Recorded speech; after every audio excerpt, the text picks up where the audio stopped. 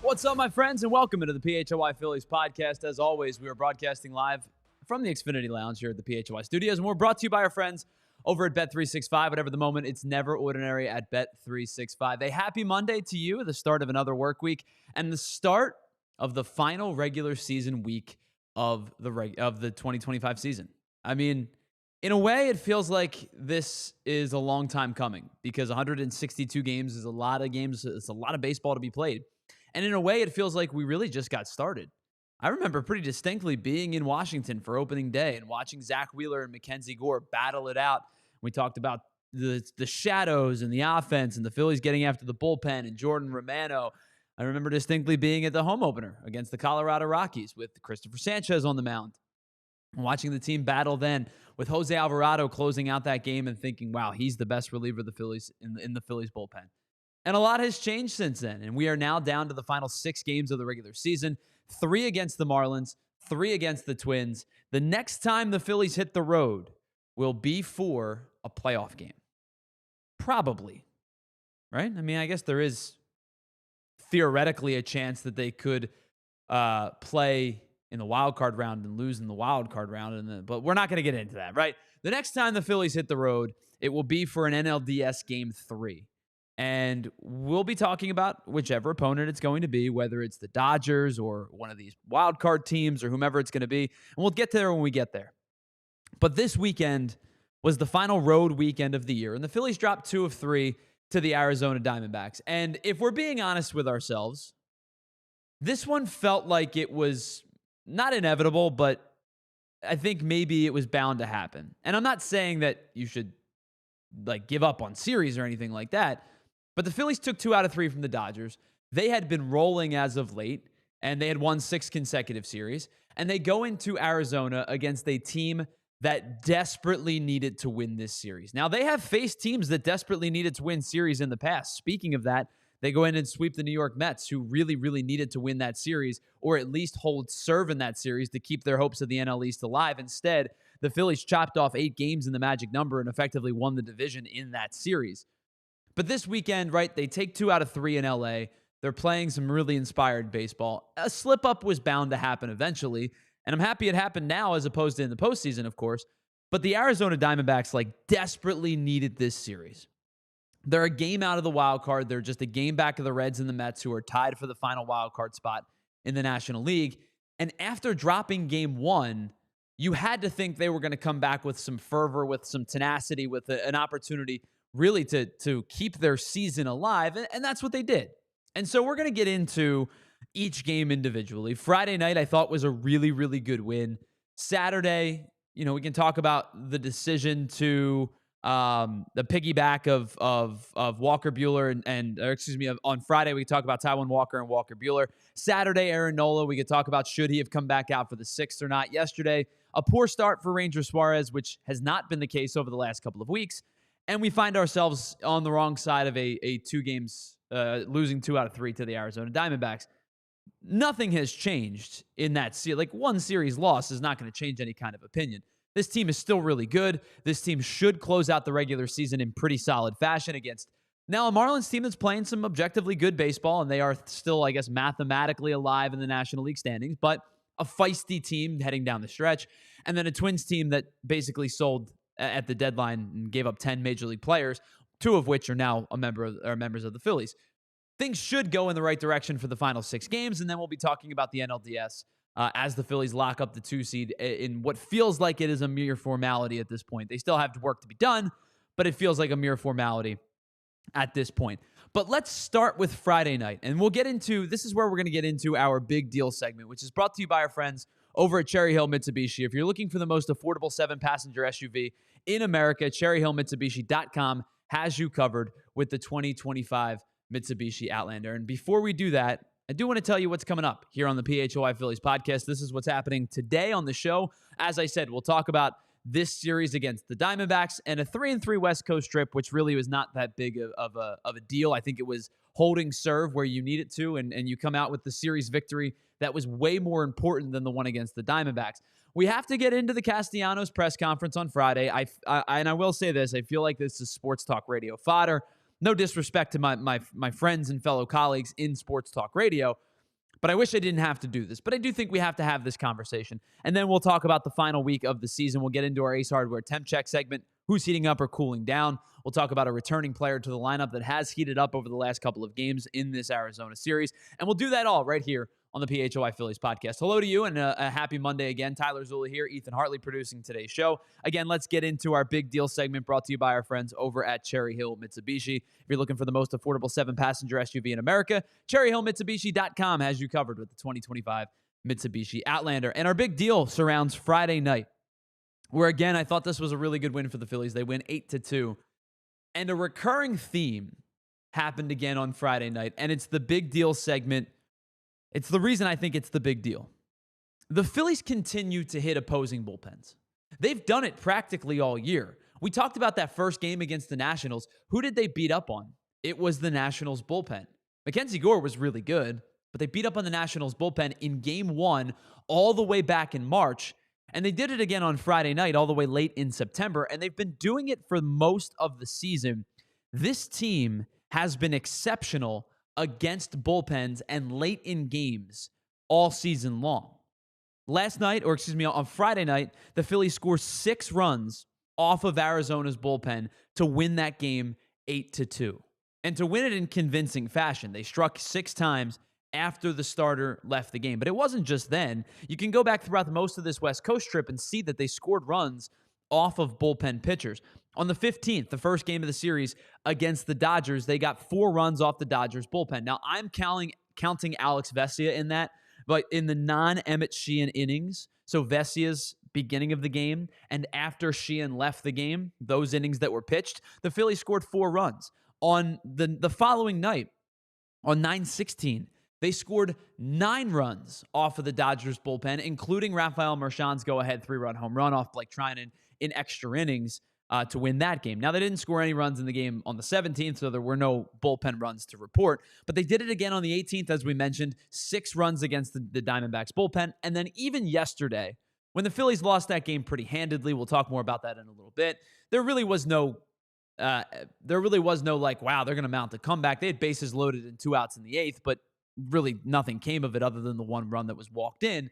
But they scored another 2 runs off the Diamondbacks bullpen yesterday. So in total, in a 6-game road trip, the Phillies scored 21 runs off of the Dodgers and Diamondbacks bullpen in 6 games. That's about 3.5 runs per game. And in fact, it is 3.5 runs per game over a 6-game stretch. And you put that into consideration that more times than not, you're facing a bullpen for 3 innings, maybe 4 innings. Sometimes if a starter's really good, it's an inning and 2/3 or 2 innings or whatever it may be. The Phillies have done some serious damage off of opposing bullpens all season long.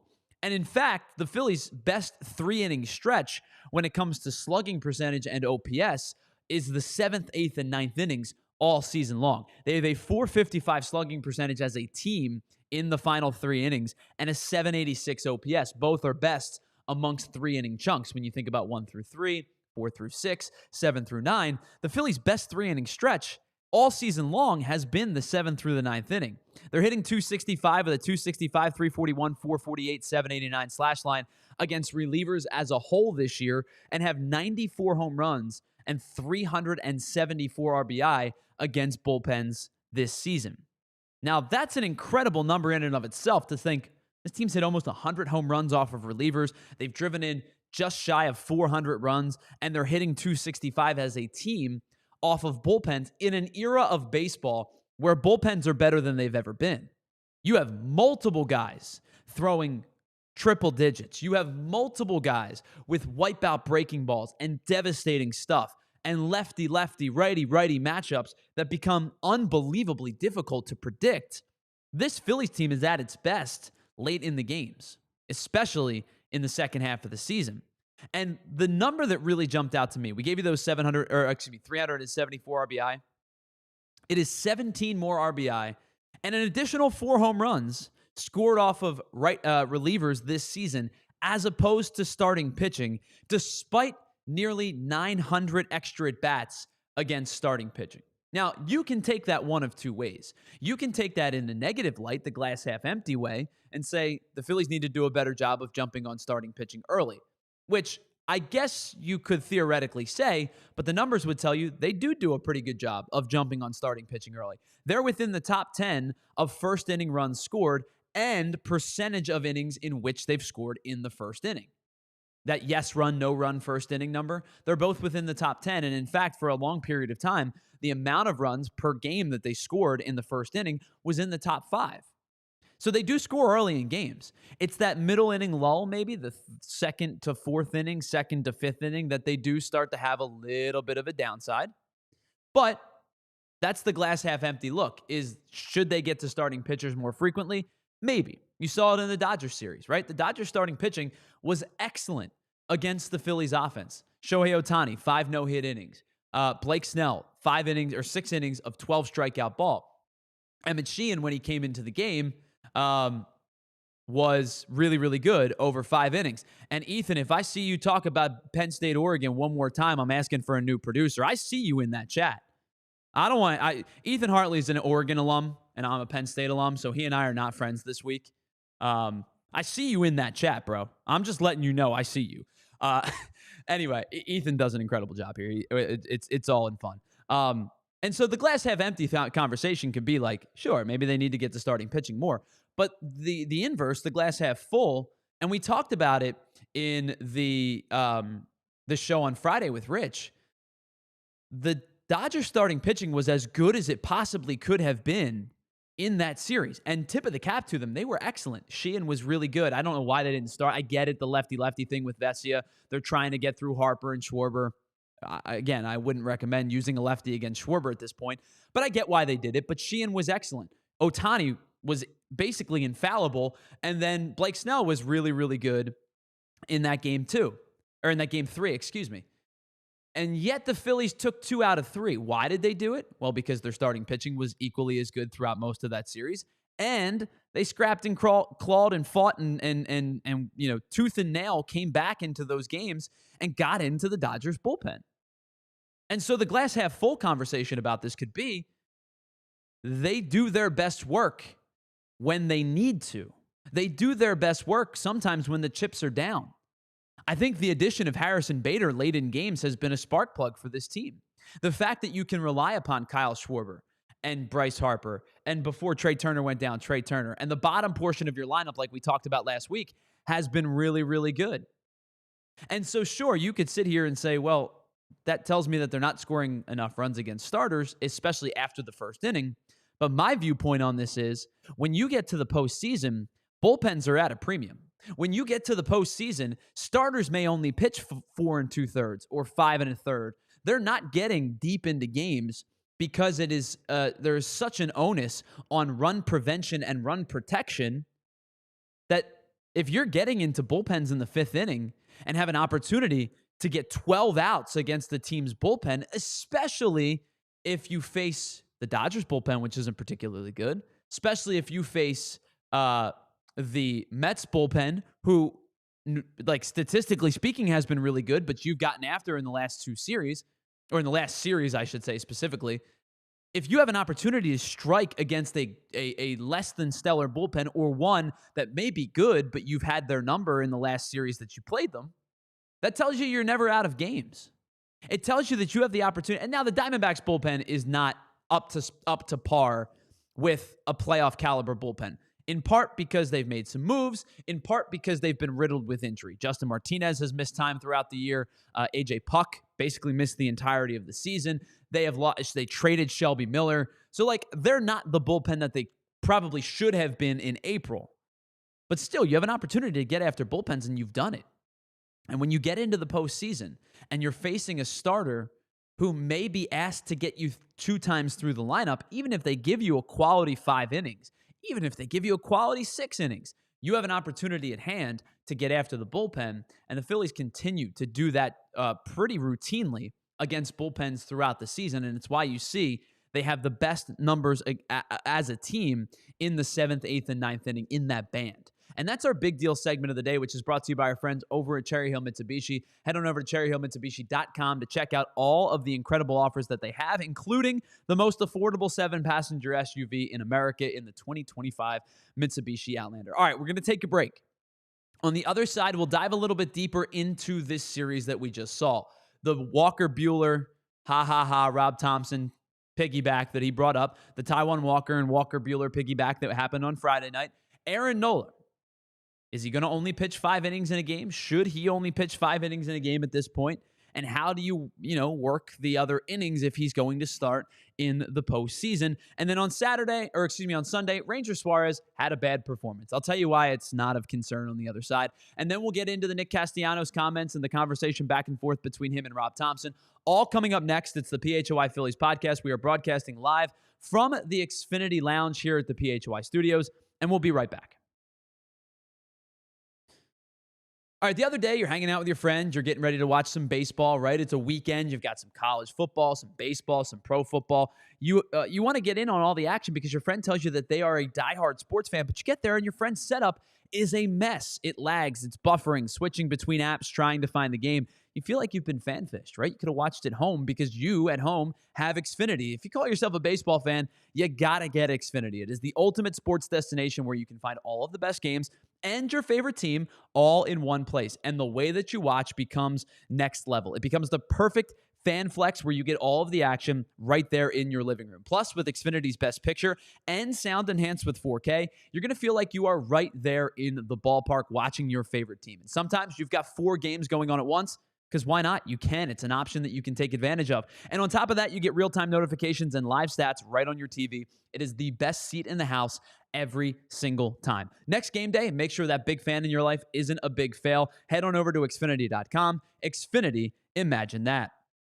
All right, let me tell you about our friends here over at Bet365, our presenting sponsor. Whatever the moment, is never ordinary at Bet365, and find out why 90 million users worldwide have turned to Bet365, because you can live in-game bet across 78 different sports, and you can live stream 780,000 events each and every year. They offer early Major League Baseball payout as the regular season unfolds. If your team goes up by 5 runs or more at any point, you don't have to worry about a comeback. You saw that on Friday night. If you bet your hometown squad, they get up against the Arizona bullpen, boom, you cash out as a straight, your bets marked as straight winners and parlay selection marked as winners. You're an instant winner. You don't have to worry about any kind of payout. And how about this? New users right now, deposit $10, place a bet for $5, and you'll get $300 back in bonus bets, whether your bonus bets wins or loses. Use the code PHLY365, deposit 10, place a bet for 5. You can use that money on player props, totals, spreads, futures, and so much more. Find out why, whatever the moment. It's never ordinary at Bet365. Must be 21 and physically located in PA. If you or someone you know has a gambling problem and wants help,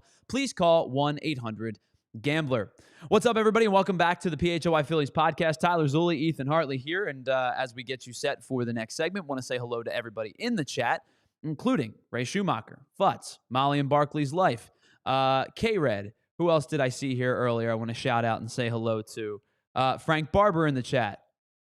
Everybody that's here, really appreciate you being a part of today's show. Already a lively conversation. Edward Brosh just became an MVP. Thank you so much. Became one of our supporters here at PHLY. You can become a supporter as well for as little as $5 a month. Really appreciate Edward for becoming a supporter here. And I am going to mention this, and we'll do the Penn State pod tomorrow with Fran Duffy. I do want to mention this, and I'm going to get this. I'm going to get ahead of this now, Ethan. You can chime in on this if you're interested. I think Oregon is going to beat Penn State this weekend. I have seen nothing from Penn State that tells me they're going to be able to keep up with Oregon. And I do worry that Dante Moore, he can sling it. There's no question about it. Kid can sling it. They've scored a lot of points. Now, Oklahoma State is not the same team that we're used to seeing under Mike Gundy, but at least they played Oklahoma State, whereas Penn State's non-conference opponents have been pretty weak.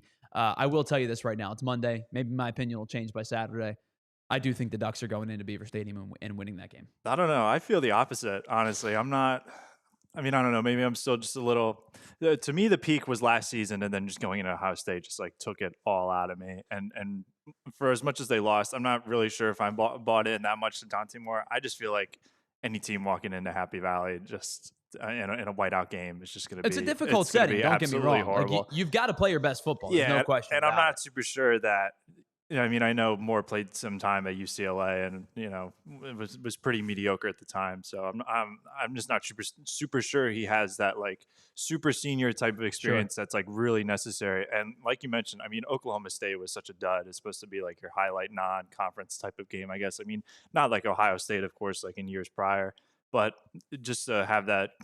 I mean, like they steamrolled them, and to me, it felt no different than them playing, Northwestern or even Oregon State last week. So to me, this is their first big test, and I'm not really sure. I'm still not totally bought into There's a lot of Dan college Lanning. teams that haven't been tested yet. Yeah, Non-conference play this year exactly. for a lot of teams has been weak. Yeah, and just having that overall, I'm not super sure yet. Just I feel like maybe one game a little bit better beforehand would have been a little bit better for them. Sure. But I'm the opposite of you. I'm not. I mean, I don't know. I haven't watched too much Penn State to say I'm not confident in them otherwise. But I don't know. Oh, we'll see what happens. You and I will have to chat about this as the week gets a little bit closer. Let's get into this piggyback that we talked about on Friday night. Rob Thomson talked about it. Walker Buehler, Taijuan Walker, we're going to piggyback off of each other. Taijuan Walker starts the game, goes 4 innings, strikes out just 2, and that's expected from Taijuan Walker. He's not a heavy strikeout guy, and he's a guy that relies upon his defense and limiting hard contact. He gives up the 2 earned runs.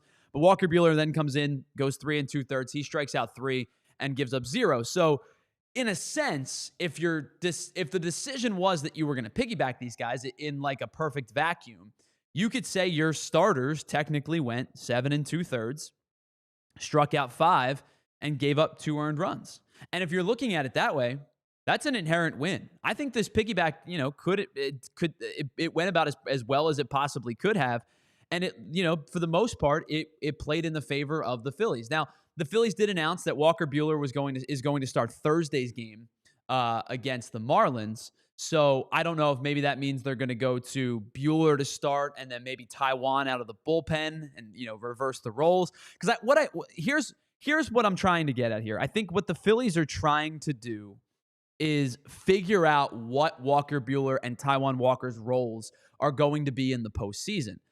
And this is something that Rich Hoffman touched on Friday, and we had that conversation. Buehler's looked really good since joining the Phillies. He's gone 8 2/3. He's given up just the 1 earned run. I thought on Friday night he did a really good job of pounding the strike zone early. Kind of ran into some control issues. I thought maybe he got into a little bit of a fatigue situation. Walked back-to-back hitters, loaded the bases up. Tanner Banks had to come in and get out of the jam, which he did. He induced the pop-up, and the Phillies ended up winning the game. But I think Walker Buehler has been pretty good in his 2 outings since joining the Phillies. As I said, just a 1 earned run. On Friday when he pitched the 3 2/3 out of the bullpen, he mixed all 7 pitches. He used all 7 pitches at least 4 times. And I know like 4 pitches doesn't seem like a lot, but for 3 2/3 to mix at least 4 different times using all 7 of his pitches, he went sinker, fastball, and then he used all of the auxiliary pitches. I think that's the type of pitcher that you were hoping he would be when the Phillies signed him, right? Because the velo's been down over his career, right? He's not that guy that was like 2021 Walker Buehler anymore, and I'm not expecting him to be. I don't really expect anything out of him, so I'm pleasantly surprised every time I see him pitch well, or at least the first 2 times that I have seen him pitch well. And here's the thing. Much like with Taijuan Walker, I don't think Walker Buehler is going to generate a ton of swing and miss. You saw it on Friday. He got just 2 whiffs on 27 swings. But the one thing that he did well on Friday night, and the one thing that I think Taijuan Walker did exceptionally well in the beginning of the season, maybe not so much as of late, but he did really well in the beginning of the season when he was getting jostled back and forth between the pen and the rotation, was limit hard contact. Walker Buehler really only gave up 2 hard hit balls. So Ketel Marte hit a double off of him at 108 miles an hour, and then he only had 1 other hard hit ball. But 6 of the 10 balls that were put in play off of Walker Buehler by the Diamondbacks on Friday were under 90 miles an hour. So I'm not asking him really to do much, if anything. But over the last 2 appearances, the first 2 that he's had as a Philly, he's been very, very good. His fastball's been crisp. I think his location's been sharp for the most part. The breaking balls have looked pretty good. And it gets us back to that conversation that Rich asked on Friday. what's his role? Because in the NLDS, the Phillies are only going to need the 3 starters. There's enough built-in days off where the Phillies can go Sanchez, Suarez, Luzardo, and then go back to Sanchez. Even if they've got to play all 5 games, I don't think anybody else gets a start in that 5-game set. So what does that mean for Walker Buehler? What does that mean for Taijuan Walker? And what does that mean for Aaron Nola? Now, I think that all 3 of these guys have a chance to make the postseason roster. Because I think that you may end up looking at Jordan Romano not being healthy to pitch. And even if he were, I think Rob Thomson at this point probably would leave him off the roster. And so you're thinking about the bullpen and the way that it's structured. Duran at the back end, your 2 righties, Robertson, Kerkering, your 2 lefties, Strom and Banks, that gives you 5, plus your 3 starters, that gives you 8. You still have plenty of roster spots to operate with when it comes to who's going to pitch out of the bullpen. I think Tim Meza makes the roster. I think he makes the postseason roster, so that's 9. And then the reality is you're probably seeing Nola, Buehler, and Taijuan Walker all make the postseason roster. And so with that, the question is, what's their roles?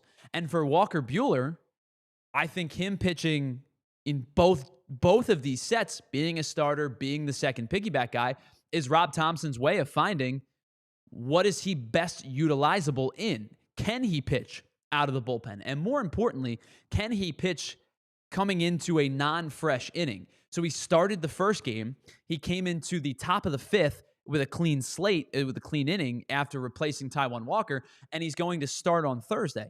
Does he have the ability to pitch out of the bullpen and pitch into a situation where maybe there are runners on and you have to get a handful of outs? Or is Rob Thomson going to kind of structure his bullpen in a way where, let's say, Ranger Suarez isn't able to get out of the 6th, and instead you would turn to David Robertson to get that out, and then you go to Buehler, right?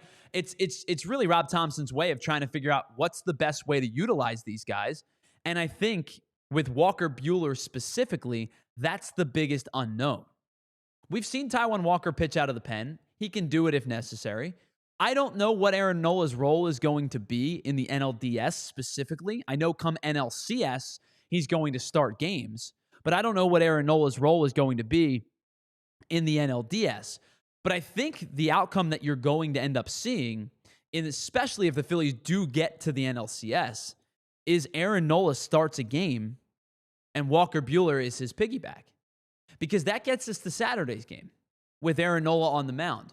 Thought he pitched okay through 5 innings, right? I don't think he was excellent by any means. He gives up a run in the first inning. We'll talk more about that in just a little bit. But he ends up giving up just the 2 earned runs through 5. The Phillies, after 5 innings, are up 3-2.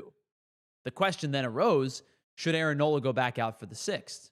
And as it has happened over the last 2 starts, Aaron Nola gives up runs in the 6th inning, and it ends up being kind of the doom for the Phillies in that game. The 6th inning, he gets a ground out to start the inning, so he's through 5 1/3 with the 3-2 lead.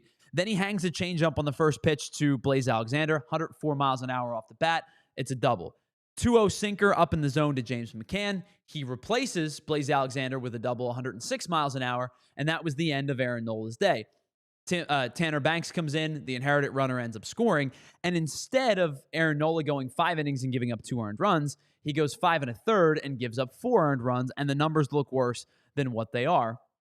Because now, Aaron Nola's ERA for the season is up to 6.46, and he's now given up 4 earned runs or more in 10 of his 16 starts this year, including each of the last 3.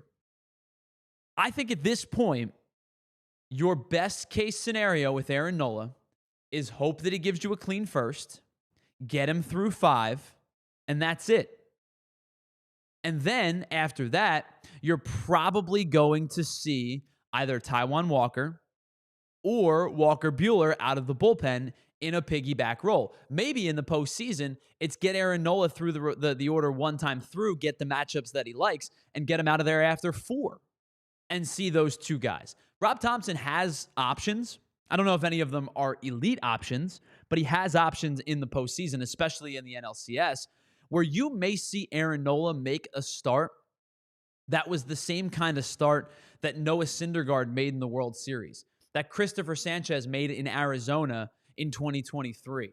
that Bailey Falter made in the postseason in 2022, where it's mitigate damage, get me through the lineup one time. We'll see what the matchups are coming up in the 4th and 5th inning, and then we'll go from there. We'll pivot if we have to pivot. The issue with all of that is Aaron Nola, again, has to be better in the 1st inning. Aaron Nola's 1st inning numbers this year are terrible. We've talked about it plenty, but they're just flat out bad. He has an 8.44 ERA in the 1st inning. In 16 first innings pitched, he's given up 17 hits. In 16 first innings pitched, he's given up 25 base runners, and again, has basically given up a run on average in every appearance, just shy of that 9 ERA, which is a run per inning. And so, if this is a guy who's going to settle in decently after the 1st inning, I think the hope is you mitigate damage, you get him through what you can get him through, and then you figure out what piggyback works the best. Are you going to go to Buehler? Are you going to go to Walker? Or did Aaron Nola give you enough length where the back end of your bullpen can give you those, 4 innings of that you need to get out of that game with a win? And so I don't know how Rob Thomson is going to utilize these guys just yet, because you have Aaron Nola, who struggles in the 1st inning, Taijuan Walker, who struggles in the 1st inning, and then there's Walker Buehler, who has really a very small sample size of pitching with the Phillies, but his numbers with Boston were not particularly good. So you're hoping that this small run, admittedly, can continue into the postseason, and you're just kind of piecemealing that a particular day together, right? You're piecemealing the Aaron Nola start together. Now, the beauty of this is, again, you don't have to do this until the NLCS. So you have all of these guys at your disposal with your 3 big guns ready to roll in the NLDS, especially rested, especially against the team that is going to have to use some of its premier starting pitching to get to the DS, because the likeliest scenario is you're going to have the bye in the 1st round. You're not going to have to play in the wild card. The magic number is very, very small with 6 games left to play. You've built yourself a pretty sizable lead over the LA Dodgers. So this is a problem that I think you're not going to have to worry about for another couple of weeks. But I think what Rob Thomson has done over the last couple of weeks is see what's readily available to him. See what matchup pairings work the best. And you saw the piggyback on Saturday night, or on Friday night, excuse me. And then you saw Aaron Nola on Saturday night. Probably should not have gone into the 6th inning, but hindsight is 20/20. So we'll see what those 3 guys match up with. And then on Sunday, there's not a lot to talk about yesterday's game. Ranger Suarez pitched poorly. It happens, right? Over 30-plus starts in a season. He may not get the 30, but close to it. Ranger Suarez pitched poorly. And I can live with it because it's one bad start, especially considering the fact that the 6 starts prior, and for most of the season, Ranger Suarez has been really, really good. Basically, from the time that Zach Wheeler went down, and Ranger Suarez's next start was on August 18th against the Reds, through his previous start against the Dodgers on September 15th, nearly a month stretch, Ranger Suarez had been as dominant as he had been pretty much all season. He threw 36 2/3 innings in that stretch and gave up 6 earned runs. It's a 1.47 ERA. Ranger Suarez didn't pitch particularly well yesterday. It is what it is. Like, I'm not going to sit here and berate the guy for one bad start after 6 consecutive really good ones and what has continued to be a really good season for Ranger Suarez.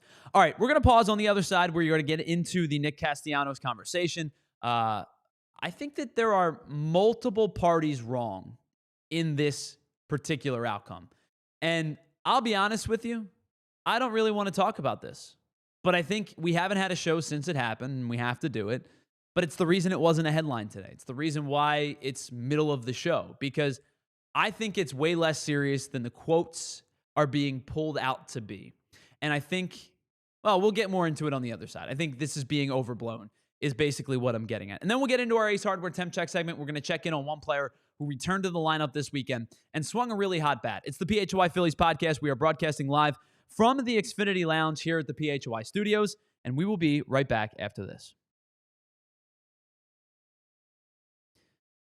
All right, whether your favorite team wins or not, no, they didn't win much this weekend, but whether your favorite team wins or not, there is always another way to win on the BetParx online casino app. You can check out their brand new casino games like Huff and More Puff and Fire Blaze Sky Queen, which are BetParx exclusives. It's partially why. There's 100 reasons why. It's the only app that I would ever use to play my favorite casino games right in the palm of my hand and your hand. And I've told you before, I'm a big blackjack fan. I love playing blackjack, and sometimes I don't want to go to the casino. I can just play it right on my phone. I can play blackjack, roulette, craps, poker, baccarat, and of course, all of the online slots like Cash Eruptions and 88 Fortunes. But it's not just those online slots you can play. How about games based on some of your favorite streaming TV shows, such as The Walking Dead, Squid Game, Breaking Bad, Peaky Blinders, and so much more. And how about this? New users right now get up to $1,000 casino bonus back if you're down in the first 24 hours. Head on over to betparx.com, download the app right now, and enjoy all of the action and excitement right from the palm of your hand that you would get right in the casino. You must be 21 and in PA, New Jersey, Maryland, or Michigan for BetParx. You love to play, you play to win, you bet BetParx. Gambling problem? Call 1-800-GAMBLER. All right, let me tell you about our friends over at Game Time. MLB tickets are at a premium these days, especially with just a couple games left in the regular season, and then the postseason is at hand. If you want the advantage back, you do it with Game Time. They offer 100% authentic tickets on time and at the best price. And with Game Time, if you find a ticket somewhere else that is cheaper, they'll refund you 110% of the difference. Now, if you're thinking about where do I sit and where should I sit at the next game, the next ball game, whether it be the final 6 games of the regular season or into the postseason, use that 3D seat map to know exactly where you are going to sit. You know, listen, the weather's starting to get a little bit cooler. Do you want to sit where you're a little bit more protected from the wind or the rain or whatever it might be coming up as we get into postseason play? Do it with the 3D seat map. You're going to know it. Do I have an overhang above me? Am I obstructed by the foul pole or a bad view? Not many bad views at CBP, but you know what I'm saying. You can get that look before you buy the ticket. And with Game Time, the fees are always included up front, so there's no it's all upfront pricing. There's no surprises when you go to check out. They offer you the lowest price guarantee and incredible ticket coverage because they want to work with you to make sure you have the best customer experience. Take the guesswork out of buying MLB tickets with Game Time. Download the app, create an account, and use the code PHLY for $20 off your first purchase. Terms do apply. Again, create an account and use the code PHLY for $20 off your first purchase. Tap, ticket, go. Download the Game Time app today. All right, welcome back to the PHY Phillies podcast. Tyler Zulli, Ethan Hartley producing today's show. And, of course, you. Thanks for hanging out with us here on the PHY Phillies podcast. All right, Friday night, the Phillies win 8-2. Nick Castellanos hits his 250th career home run, and the conversation was anything but. Nick Castellanos, after the game, was speaking to the media. He was made available to the media, and the questions arose. And, in fact, I think it really started on the postgame interview with Scott Fransky and Ruben Amaro, where they were talking to him about his reduced role and a new role for him. And I have no problem with these questions because I have said before, the best way to get on the field is to play better. I said it about Max Kepler when he was complaining, and I'm saying it now about Nick Castellanos when he's speaking into the media. I have said it before. I think the best way to get on the field at a routine basis is to play better. Brandon Marsh has earned more playing time by playing well. Harrison Bader has become the definitive everyday center fielder by playing well. Those guys have earned their near everyday status because of the way that they have played. If you play poorly, you force your manager's hand into maybe potentially making changes. And it's no secret that Rob Thomson has put platoons in right field.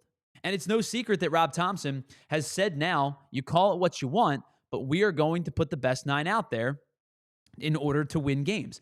And at this current juncture, the best 9 out there when a right-handed pitcher is on the mound is Marsh in left, Bader in center, and Kepler in right. When a lefty's on the mound, the best 9 out there is Marsh in center, or Marsh in left, Bader in center, and Castellanos in right.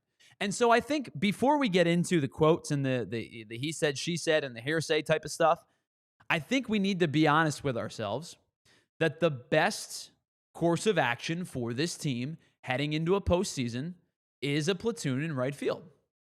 Fair? I think so. I think Kepler swung the bat well over the last couple of months and deserves to play against righties. I think Castellanos still should play every day against lefties. And I think you mix and match defense as the game progresses because we know the shortcomings of Nick Castellanos as a defender. Now, with that being said, I think there's a little bit of both parties are in the wrong here. I believe in big J journalism. I believe that you need to ask the questions to get the answers. And if you don't ask the questions to get the answers, that's on you as a reporter. So the media after the game have to ask the question about Nick Castellanos' diminished role and how he's handling that diminished role. Because he played really well that night. Again, hit his 250th home run. And I think you have to ask the question about, hey, how are you settling into this platoon? Have you changed anything? What are you doing in batting practice? I know I heard my buddy Bob Cooney ask that question about batting practice. So all of these questions are fair. And I will say this. I think Nick Castellanos answered them bluntly enough in Nick Castellanos fashion. But then comes the quote that I think has been run with over the last couple of weeks, or over the last couple of days, I should say. And here's the quote from Nick Castellanos. This is the one that I think is being publicized everywhere. He says, quote, "I don't really talk to Rob all that often. I play whenever he tells me to play, and then I sit whenever he tells me to sit. Communication over the years has been questionable, at least in my experience." Now, that was kind of on the ask of, how are you feeling about being a platoon? And that's his response. Then Rob Thomson gets word of this, and he's now asked to respond. And Rob Thomson kind of said, he took the role of the manager. And he said, as far as communication part of it, not only Nick, but if anybody else in the clubhouse doesn't think I'm communicating enough with them, I'm probably not.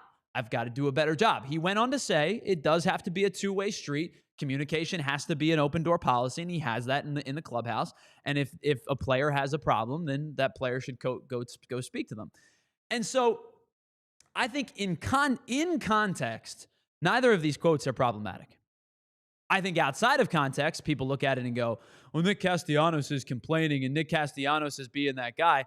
And then you read the two-way comment and you say, well, is there a dynamic shift in the locker room that we're not understanding? Here is my blunt assessment of this. And again, I feel like I really wish I didn't even have to talk about this.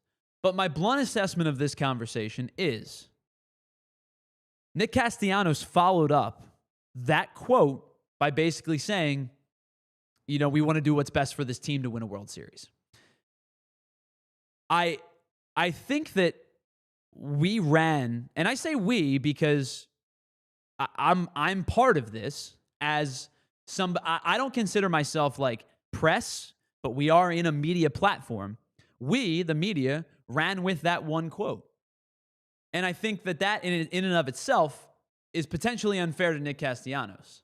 But I do also think that there has been a visible attitude shift of Nick Castellanos since becoming a platoon player. It's a hard ask. It's a hard ask for somebody who's been an everyday player to take that step back. It is something that not everybody is able to adjust to. It's a difficult thing. And so for Nick Castellanos, it's the first time in his career, really, that he has not been a 162-game guy. He played every game last year. He's pretty much played every game for the Phillies since joining the team. But I also have to realize the reason as to why he's not playing every day or playing on a consistent basis is because he has not provided a reason for them to play him on a consistent basis. Friday night was weird because Friday night came on the back of maybe his best game in a handful of weeks, maybe in a month span. It was, instead of talking about the win and talking about his 250th home run, a pretty convincing win, by the way, in which they busted it open against the bullpen, the conversation surrounded about him not playing and how that role has, impacted him. I think there are multiple angles to this conversation. I think multiple people are in the wrong. And I think as we do more times than not in our 24-second news society, we're looking for headlines. We're looking for clickbait. We're looking for rage takes, and we're looking for something that we can run with. Because if that whole quote had been posted, we may not be talking about this. But I also believe that it's not entirely on Rob Thomson because of just him managing in a way to get them to win a World Series. There are multiple angles to take a look at this, and I don't have an issue with Nick Castellanos being brief with the media if he wanted to be, and I also don't have an issue with the media asking questions to get the answers that they're looking for. But I do think it was a berated point after a while. There has to be a balance. There has to be a balance between Nick Castellanos is not playing particularly well or hasn't played particularly well over the last month or so, over the last second half of the season, really since the All-Star break. And when you get asked the same question 10 times in different formats, at some point you're probably going to end up being pretty pissed off. And so we need to, I think as a media, there needed to be a better job of clarifying what you were trying to get to. And also, Nick Castellanos understanding his role has diminished in part because of his play. And that is kind of where I stand on this. Ethan, you are a member of the media as well. I know you're young into your career, but you've been on both. So I always say I'm not a journalist. I have not been a journalist in almost 10 years. I would say my first job out of college, I was a news reporter. I would say I was, and not news reporter, written news reporter like I did radio news. I was probably a journalist then. I had a duty to the audience to do the news as objectively as I could, no matter and no matter if it was political or whatever, and no matter if I agreed with the story or disagreed with the story, I had a role to be as objective and straightforward delivering the news as I possibly could. Since that time, I have worked in sports radio and I have worked in podcast platforms here at PHLY. I am not a journalist. I am here to give you my opinion. Now, you and I have worked together for some time now. I think you can probably understand the way I go about things. I try to be objective. I take away my fandom as much as I can to discuss series or pitch sequencing and things like that. But I'm not a journalist. I think that those that are journalists have a duty to the fans to get answers. But I think there's a line between getting answers and berating the same question in a different way. Curious your thoughts on this situation and how Friday night kind of unfolded. Yeah, and it's interesting at the point at which the question is asked, after his 250th homer, that probably, that might come from the fact that, how are you performing in a platoon role now, which is maybe why there was a follow-up to the question. But how are you performing in a platoon role? How are you adjusting to this role is a very fair ask. Yeah, absolutely. Because it is a massive change if you signed out for him the first time, him having to do this. So, yeah, I do find it, the context does make sense overall. And sometimes you just have to ask hard questions. Now, certainly sometimes that can be abused and stuff can be, pushed out of line when, it's like, why are you really asking this? What is the point? Are you just trying to start something, get something to go a little viral? That does happen in journalistic media, unfortunately. And, but I don't think this is in that kind of context what that is. And in all fairness to Nick, I'm sure he's very much annoyed to, have to deal with all these issues and a lot of which we don't know happening behind the scenes, because it does sound like there's some sort of rift in the relationship. I'm not entirely sure the tendencies at which Rob Thomson does talk to his players, but there is clearly something not right. And to then have that attempted to be extracted in the public eye, I'm sure is very annoying. So it puts him in a tough spot, and he's always been someone who is probably a lot more transparent. It doesn't really kind of stick to the box of just how he tends to just everyone else just give the plain answer. And he added to that quote, the sentence after that quote that didn't get added to a lot of the headlines was, I'm used to dealing with some, I'm going to paraphrase here. This is not an exact quote, so don't quote me exactly. I'm used to dealing with somebody like my dad who's very straightforward and honest. And I think that's the relationship that he and his father have is I would imagine his dad hey, do this, don't do this, be better. And I'm not talking about in baseball, probably as a parent, right? Mm-hmm. As you, because I'm the parent of a 10-month-old. I don't have to do the hard-hitting parenting yet, right? Yeah. My baby rolls around on the floor and we play but eventually I'm going to have to do hard-hitting parent. And at some point I'm not going to be the fun parent, right? Mm-hmm. I look back at I can clear as day, remember a situation with my dad where I was sick one day, and he basically told me, like, you're not. I had tickets to a concert and was like, you're not going to a concert, and I was basically ready to curse him up and down.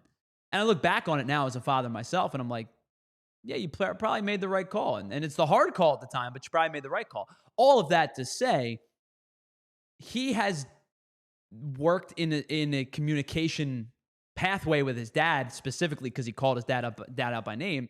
That's been like one-to-one apparent, right? Or one-to-one transparent, right? And so if he feels like that conversation is not the same with Rob Thomson, that's a fair place to be. I can't tell him he's wrong. But I also do think Rob Thompson's second half of the quote, which was, my door's always open, we got to have an open line of communication, is also fair to say, if you're at a job and you're unhappy, or you're in a relationship and you're unhappy, or you have a friend and you're unhappy, if you don't tell that person why you're unhappy, that person may not know that you're unhappy. It's a lot of unhappies in one sentence, but you get my point. Like, there has to be a give and take. So I think both of these sides of the, and I don't even think they're sides. I just think it's trying to grab a headline at some point. And I also think that, Castellanos probably could have not said that portion into the media. I think both sides, if you will, could have gone about this in a better way. But I do think it probably is blown up more than it needed to be. Yeah, and Castellanos has always been somebody, as I mentioned before, who treats the media a little differently in terms of what he chooses to share and what not to share. So I can understand that.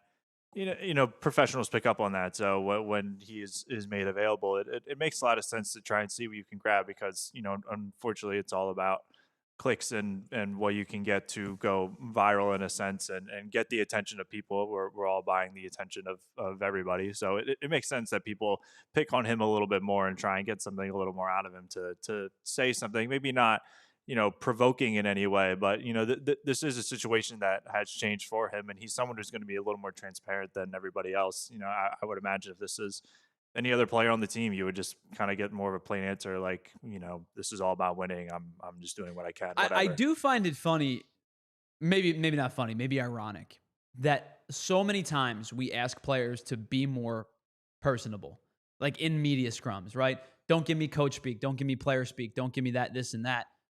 And then a player actually speaks his mind, and we go, whoa, not like that. You can't do that, man. I don't think there's any right answer to this. I just think there was a whole bunch of wrong answers this weekend. And that's kind of how I'm viewing it. I think everybody could have done this a little bit better. Yeah. All right, let's pause for just a moment. On the other side, we're going to get into our Ace Hardware Temp Check segment as we wrap up today's show. We'll talk about one player who returned from injury. You probably know who it is. It's Alec Bohm. We're going to talk about his first 3 games back from injury. Swung the bat really, really well this weekend against the Arizona Diamondbacks. It's the PHLY Phillies podcast. We are broadcasting live from the Xfinity Lounge, and we will be right back after this. All right, if you're looking for the most affordable 7-passenger SUV in America, head on over to cherryhillmitsubishi.com because they've got you covered with the 2025 Mitsubishi Outlander. You can take advantage of incredible APR financing for Pennsylvania residents, 0% APR for 60 months. Thinking about maybe going certified pre-owned? Take home a 2024 Mitsubishi Mirage with payments starting as low as $55 a week with 0 down retail. Offer is subject to credit approval by third parties. Not all applicants may apply. If you combine those incredible offers with the best warranty in the automotive business, 10-year, 100,000-mile powertrain, or 5-year, 60,000-mile bumper-to-bumper, you can't go wrong with either of these cars from our friends over at Cherry Hill Mitsubishi. Stop in today, tell them that PHLY sent you, and you'll receive a $100 restaurant.com gift card just for taking a test drive or for completing a trade-in appraisal. I know people buy Mitsubishis elsewhere. I'm just not entirely sure why. Drive home in a new Mitsubishi today, just minutes from all bridges, and available 24/7 at cherryhillmitsubishi.com. All right, summer's dwindling down, but that doesn't mean you don't need your sunglasses. And if you lose your sunglasses at the boardwalk or the beach, the amusement park, a concert, don't worry if you've got a pair from our friends over at Shady Rays. Because listen, we've all been there before. You head on into the ocean, you jump on in, and you go, where are my shades?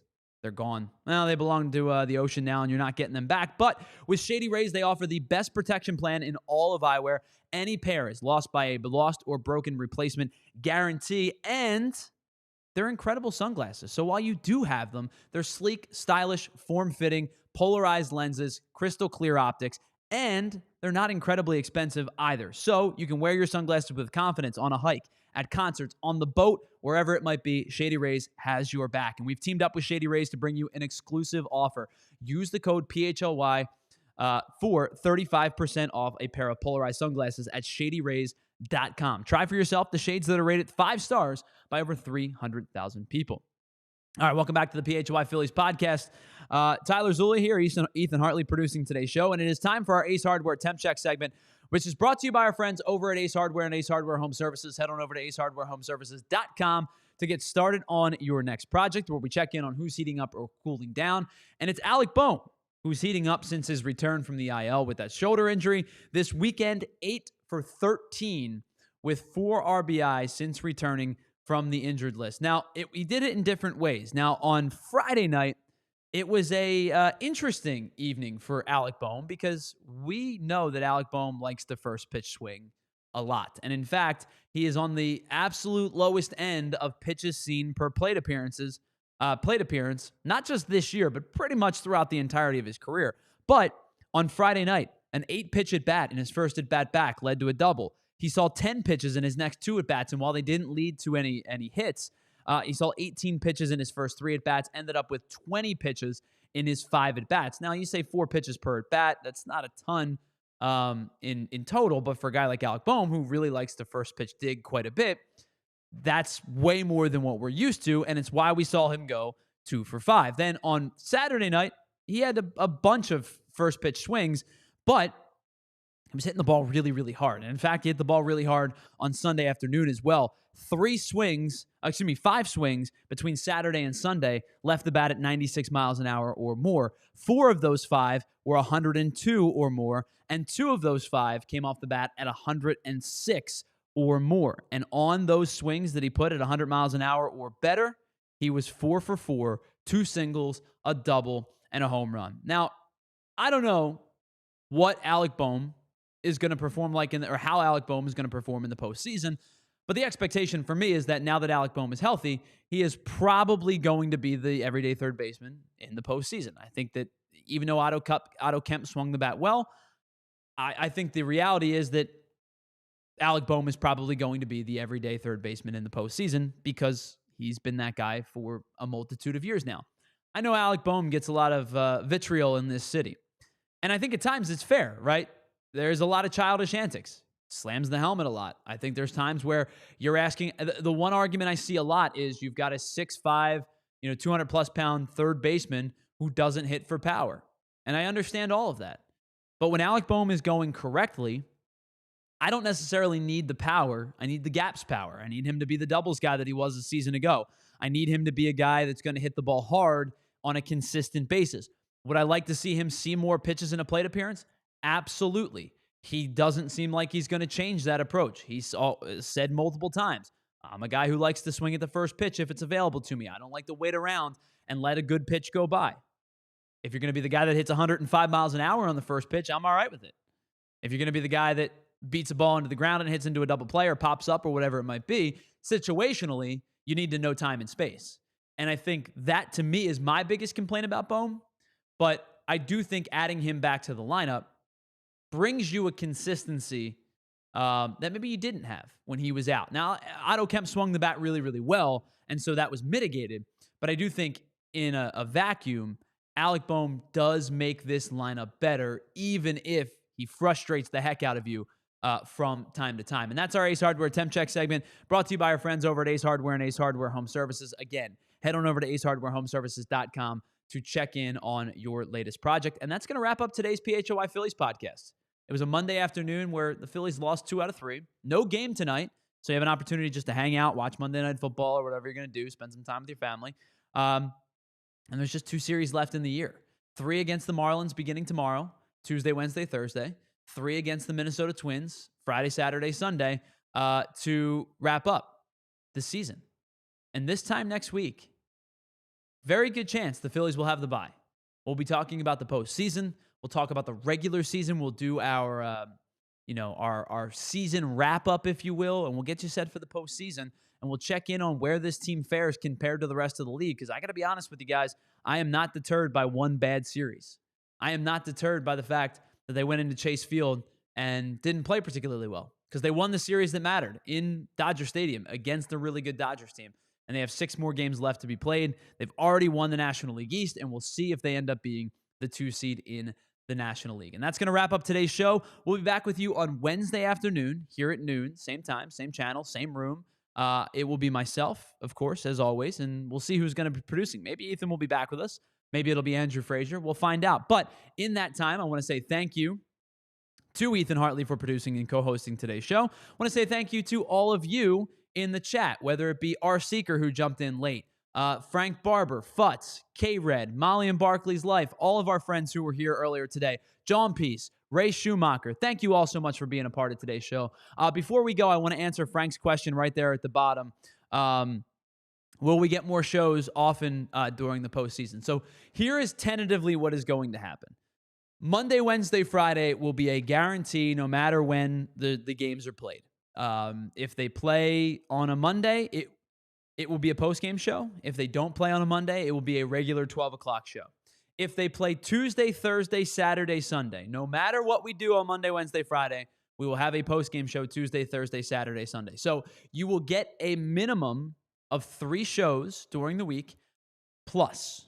So the likelihood is, let's take a look real quick at the NLDS and NLDS schedule, and we're going to wrap things up. And I know we're going to get to Philadelphia in just a second. But the likely scenario is that we will do, just to give you an idea, a post-game show Saturday, October 4th, a post-game show Monday, October 6th, and then we will be off on Tuesday.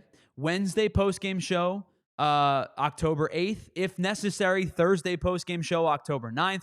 Friday regular show, post-game show, if necessary, Saturday, October 11th. And then we'll go from there, and we'll see what happens in the DS. But there will be a post-game show every single night that they play, and Monday, Wednesday, Friday, when applicable. So we'll talk to you again on Wednesday at 12 o'clock right here for the PHLY Phillies podcast. We'll wrap up the series against the Marlins. We'll get you set for the Twins, and, of course, continue to get closer and closer to the 2025 MLB postseason. Philadelphia coming up next at 1:30. PHLY Eagles at 2, and then, of course, the PHLY Sixers show at 3, PHLY Flyers at 4. A lot still to get to. Big thanks to everybody in the chat. We'll talk to you on Wednesday at noon right here on the PHLY Phillies podcast. See ya.